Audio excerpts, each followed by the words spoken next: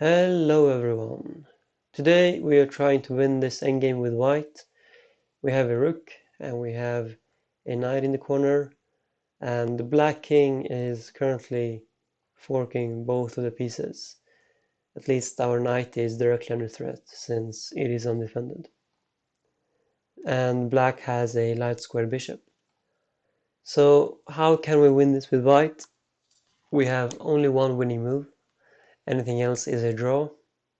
So I want you to pause the video and see if you can find that winning plan for white, and then come back when you want to see the solution. Best of luck.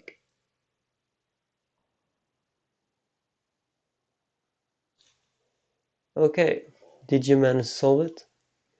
So what happens if we play rook to g6, just threatening the bishop? So if black captures a knight, we would just take the bishop and win.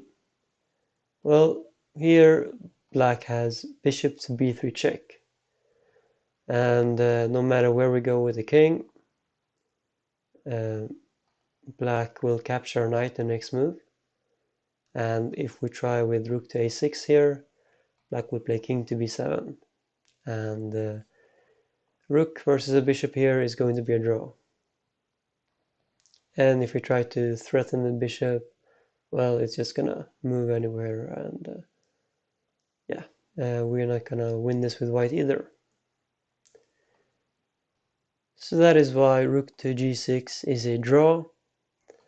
And if we move the rook anywhere along the b file, then after king captures our knight, then a rook versus a bishop is also going to be a draw.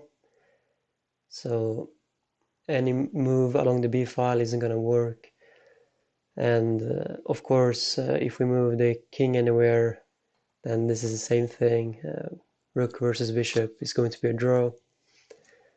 And of course, we can't either move our knight, because this is definitely a draw. So that means we have to move our rook somewhere along the 6th rank. But we just looked at rook to g6, so that didn't work. And rook f6 isn't going to work either, because once again, black has his bishop to b3. And this is going to be a draw. Same thing with the rook to h6. If black captures, then we could pin the bishop, but again, black would start with bishop to b3 check again. And this is a draw. So where do we move the rook then? Well, it is a very subtle solution, and that is to move the rook to d6. And you might be wondering, what is the difference between all the other moves like rook to c6 or f6 or g6? Well, first of all, black still cannot take the knight, because then we have rook to d8, forking the king and the bishop.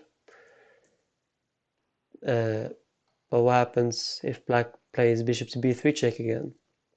Then we have, again, only one winning move. Anything else is a draw, so you can try to find it. But it is a very subtle move, and that is to play king to d2. And it has to be to d2, cannot be any other square. The reason is because we are building a net with the rook and the king to trap the black bishop with. And it will be very clear very soon.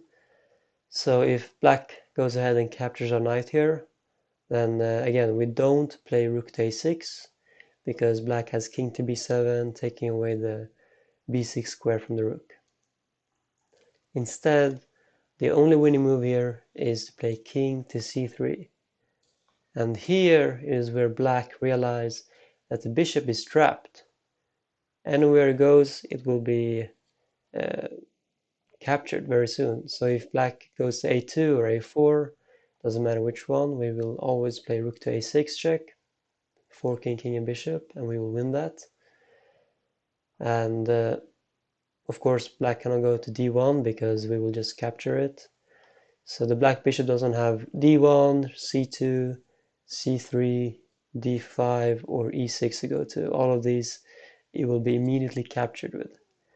So how about f7 or g8? Well, if black plays bishop to g8, then we will play rook to d8, forking the king and bishop, and we will win with only a rook. And if black goes to f7, what do we do? Again, rook to d8 check, king b7, and rook to d7, and we win. So that is why we had to play rook to d6, because we wanted to take away that d5 square from the rook. So if we had played, for example, rook to c6 instead, then after bishop to b3 check, king to d2, king takes a8, king c3, then you will see that black could play bishop to d5, and here black is opening up new diagonals for the bishop to escape to. So we cannot win that with white. And after rook to d6, bishop to b3, if we had played king to c8 instead, then after king takes a8, king to b2, then black would have been able to play bishop to c4, because the king, when it was on c3, it was taking away that c4 square, but here black can play that. And now black has other diagonals to escape with the bishop, so this would be a draw. So if you found the whole plan of rook to d6 and king to d2, then please let me know, because this one was very tricky. Or if you only found king to d2, then also let me know. That one is also pretty subtle. And let me know what you thought of this puzzle. And I will see you in the next chess puzzle. Have a nice day.